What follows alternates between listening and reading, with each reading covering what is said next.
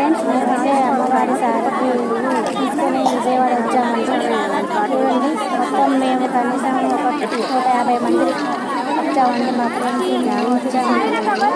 సారి తీసుకొని విజయవాడ అమ్మవారి విగ్రహాలపై గర్భగుడి దగ్గర ఉన్నామండి.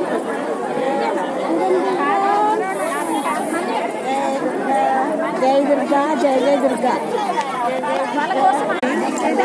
చూడండి మా వాళ్ళందరూ సారి తీసుకొని అమ్మవారికి చూడండి ఎంత బాగా వచ్చినామో మేము అందరం భక్తులు.